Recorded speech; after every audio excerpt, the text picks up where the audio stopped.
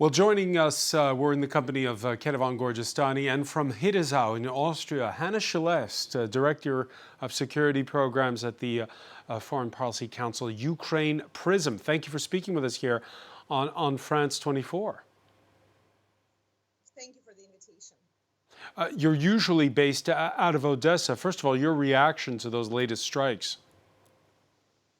That is definitely the pattern that we can see, and the last weeks were very difficult with all the strikes against Odessa city itself and Odessa port, so the whole port infrastructure and the export infrastructure of Odessa region.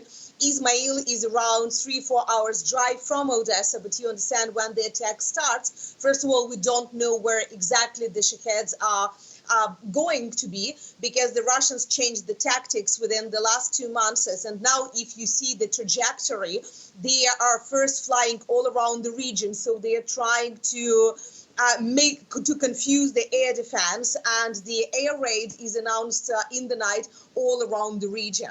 But the pattern of the attacks is very clear. As soon as Ukraine a month ago announced that we will try to use all possible alternative routes to export the grains, both by the ships from Odessa port, by using territorial waters of Romania and Bulgaria to exit by sea, or to increase the capacities of Izmail and Reni, the Danube ports, that's never been part of the Istanbul agreement, Russians immediately started targeting these ports and these facilities. Arlovka Isikcha was targeted for the first time.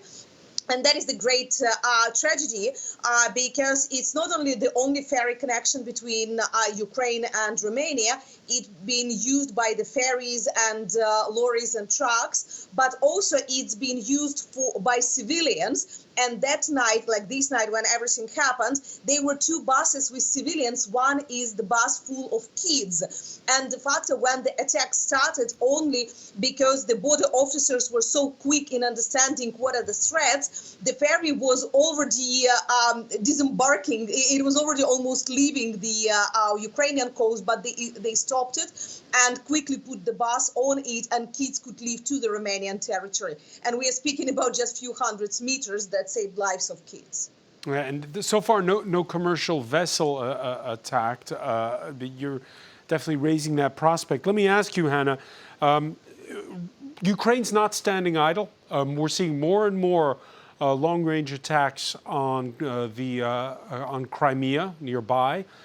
We're seeing that the day began with this claim by Ukraine special forces that they had hit 34 top Russian brass, including the head of the Black Sea Fleet.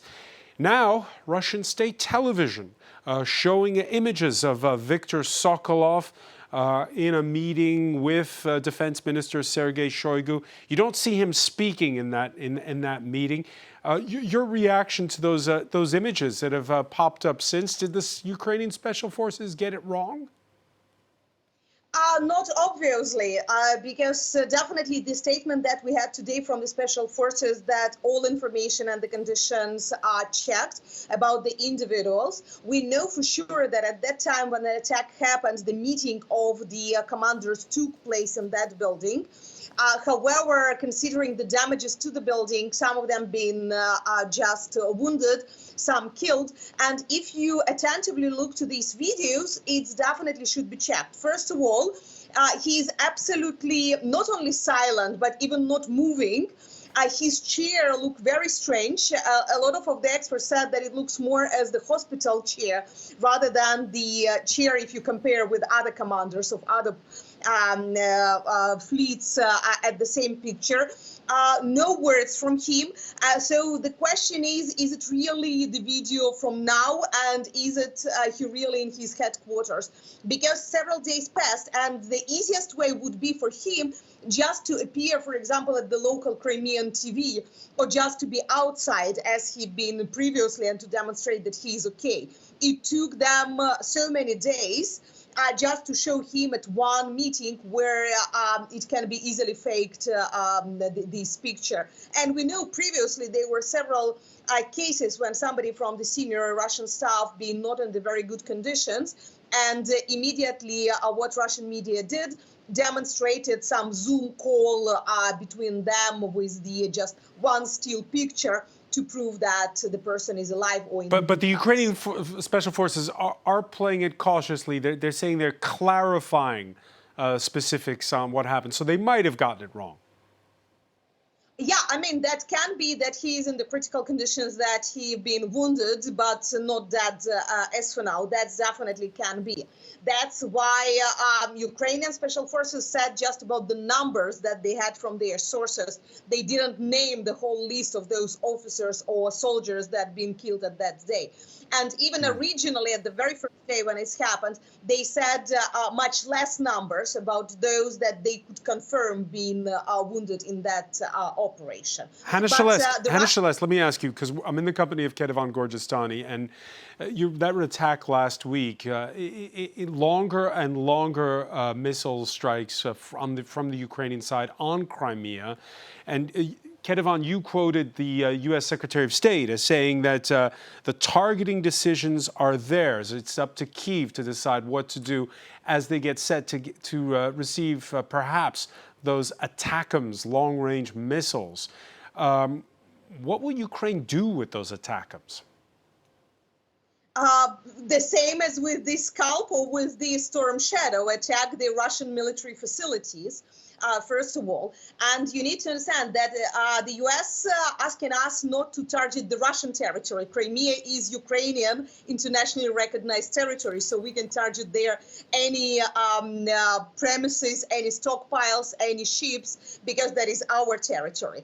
However, definitely, if we speak about more strategically, Ukrainian goal why we are targeting Crimea that intensively, and I assume that these new missiles will be used for the same purposes, is to cut logistics for the Russian defense of the southern parts of Ukraine, because currently we have the battle for the Zaporizhia region and all supplies are coming from the south. So we need to cut their defense, we need to cut their logistics, we need to cut their supply, and these long-range missiles is the best that we can use for these purposes against the bridges in Genichinsk or in the Kerch Bridge, against the Russian fleet that is shelling exactly against Odessa. So in this way, your map is perfectly showing it. You understand that to liberate Melitopol, you need a counteroffensive from the north, but you also need to cut Russian supply from the south.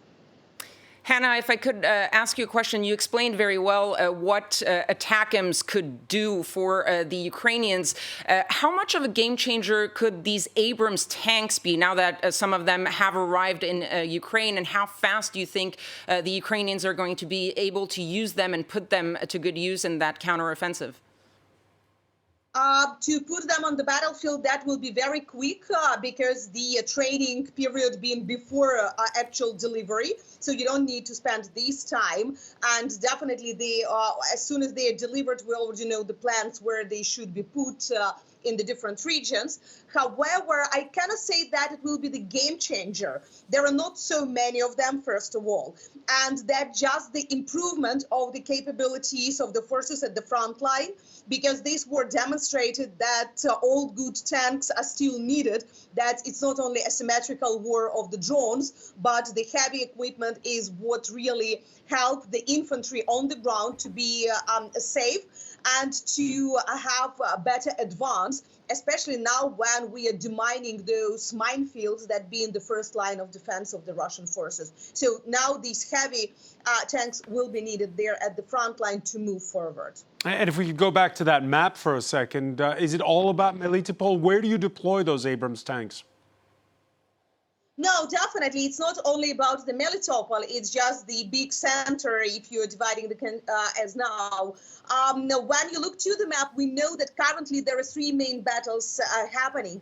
One is in Kherson region on the west. across the river, because Novakhovka and all these parts that we need to liberate. And now these very big battles are still happening around Bakhmut, and the forces are moving there. That's probably where they will need these type of the equipment. And also to the north of Melitopol, Tokmak and Rabotine, where the big battle is happening now, and where we are demining and widening that territory where Ukrainian infantry and tanks can move forward. So de facto, except of the Kherson region, I mean Novakhovka, this place, both on the east and on the southeast, that's where you may need them. One final question for you, Hanna Shelest. It's happening in late September, not early March. Does this mean a winter offensive? Who knows? Definitely Ukraine would like to have it earlier, but the problem is exactly what we are witnessing now, because there were delays in the supply of that equipment that we've been promised and ammunition that's been promised before. So that gave Russians 3 additional months to improve their defense line at the occupied territories. That's why we spent that 2 summer months for breaking this first line of defense that's been the most difficult, because it is the minefields. Now we hope that before the really bad weather is coming in November, we will be able to widen the line on the front line and to go forward to the territories. Then everything depends on this winter and the weather conditions. The weather in Ukraine is very unpredictable. You can have the extremely dry and good weather up to December. You can have on the south of Ukraine fogs and rains in November that will stop most of the heavy equipment, and it will be the artillery fightings at that time. But at least what we hear from Ukrainian armed forces, they are not going to stop. Doesn't matter November, December, or January. That's just different tactics that can be used, or different equipment that can be used. Hanna Shelest, many thanks for joining us. I want to thank as well Ketevan Gorjestani. Stay with us, much more to come. More news plus the day's business and sports.